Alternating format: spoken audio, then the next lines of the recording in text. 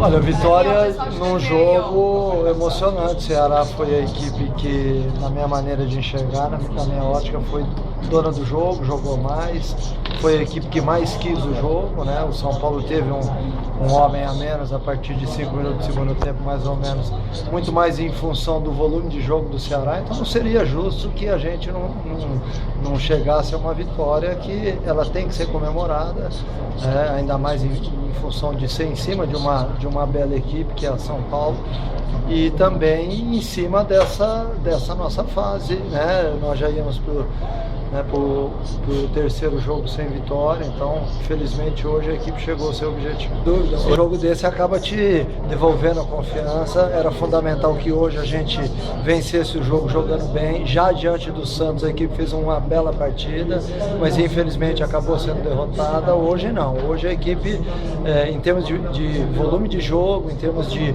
esquema tático, ela esteve sempre bem arrumada em campo, entendeu? E chegou uma vitória já nos últimos minutos em função de não ter desistido, de ter sido persistente. Não tenha dúvida, é fundamental quando você vence dessa maneira, né? Você lutando, brigando, né? O Ceará, desde o início do jogo, eu volto a dizer, foi dono do jogo, né? Foi a equipe que finalizou mais, que chegou mais à frente, que se expôs mais no jogo.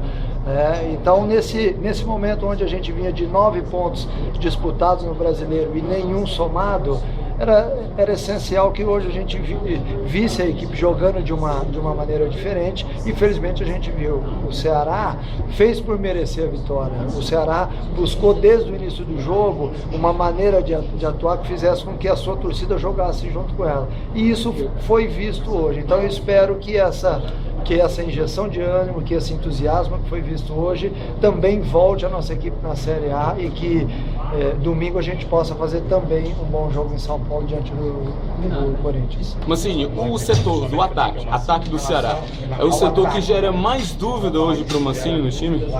Não tenha dúvida, mas é uma dúvida boa, né? O pior é quando você não tem o atacante, né? Hoje a gente iniciou com o Roger, aí depois entrou o Nicasso, entrou o Washington, e o Nicasso acabaram fazendo a jogada do segundo gol, né? Então hoje eu posso me dar o luxo de ter numa sequência de jogos, numa maratona de jogos desgastante, da gente ter opção de troca também. Mas assim, o esquema do jogo para esse jogo agora da Sul-Americana foi mudado em relação ao brasileiro. Vai permanecer na volta para o jogo contra o Corinthians e no jogo de volta contra o São Paulo? Olha, é possível que sim, né? A gente não pode se dar o luxo de ficar alterando a equipe em termos táticos diariamente. A gente tem que tentar seguir um modelo, né? Muitas vezes em cima daqueles atletas que eu tenho à disposição, né? Então não há nenhuma mudança drástica que vai ser feita. Esse time que jogou hoje mostrou que pode jogar, ainda mais aqui dentro de casa, né? Então sempre que nós tivermos que acentuar um pouquinho mais a marcação, eu tenho alguns atletas que podem me dar essa resposta, e quando a gente tiver que ser mais ofensivo, felizmente a gente tem no elenco também gente que pode fazer isso. E diante do Fluminense, diante do Avaí aqui dentro de casa, a gente acabou jogando com um a menos, e isso dificultou muito, e eu vim aqui na entrevista e disse isso. Então hoje você tendo um atleta a mais, é óbvio que você passa a ter mais o domínio de jogo, a tua maneira de jogar em campo ela passa a ser mais ofensiva, consequentemente você tem mais chance de gol, então ajudou. Agora é bom que se diga que a expulsão foi justa e proporcionada pelo volume de jogo do Ceará. E também teve um pênalti que, de onde eu estava ali, o Washington foi agarrado dentro da área e também passou batido. Olha, se a gente analisar os últimos 5 jogos do Ceará, foram bons jogos, exceção do jogo do Fluminense, onde o Heleno acabou sendo expulso ainda no primeiro tempo, e o jogo do Avaí aqui, todos os outros jogos foram normais. Só que quando você começa a ter derrotas em sequência, gera o sinal de alerta. Por quê? Porque nós estamos disputando uma Série A que é sempre muito equilibrada, e de repente você tem a Sul-Americana, onde várias equipes estão descansando, a sua está jogando diante de um São Paulo, né? Então a nossa vida não é fácil, nós já sabíamos disso, mas é fundamental que todos nós estejamos olhando lá na frente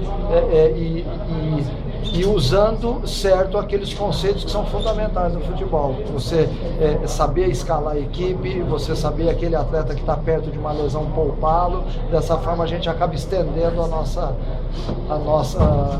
a nossa chance de vitórias. Mancini, o Rudinei, durante a entrevista, agradeceu bastante a oportunidade que você deu a ele.